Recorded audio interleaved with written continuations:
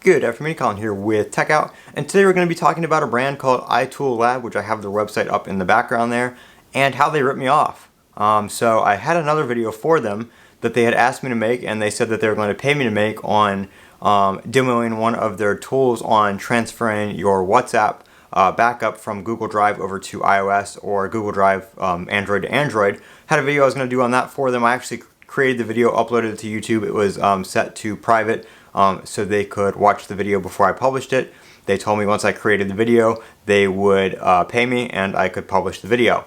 Well, I talked to them, we agreed on a price. They asked me what my price was. I gave them my price, and they came back a day later with a little over half the cost of what I had offered them. But I said, you know what, it's a pretty easy video to make. I don't really have to do too much. I'll make the video for them and, you know, get paid what they offered, because money's money. So, you know, I said I would do it.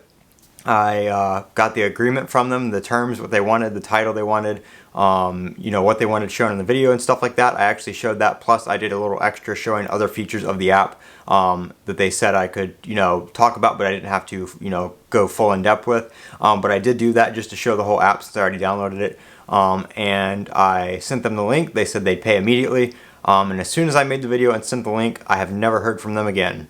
So I don't know if they took my video off YouTube and downloaded it and they're going to use it somewhere. I don't know, you know, what they're going to do, but I have not been paid for my work. I made the video like I said I was going to. I sent it to them like I said I was going to before our agreement date even reached. They said I had until yesterday to do it, and I finished it last week, and I sent it off to them later that afternoon, and I never heard from them again. So as of right now, iToolLab ripped me off, and I can't recommend their brand. So I was going to make a video talking about their product, which worked pretty well. I didn't have any problems with it, and transferring the WhatsApp stuff was very easy. I didn't have any issues, and it actually worked. So I had a good video for them, but since they chose to have me make content for them and then decide not to pay me or even reply to my emails, you know, a week later, I'm going to make this video and let everybody know how it is. So iToolLab, do not recommend their product. Their company does not stand behind their word, and that is what happened with that. I'm Colin with Techout. Don't forget to comment, rate, subscribe, and as always, have a great day.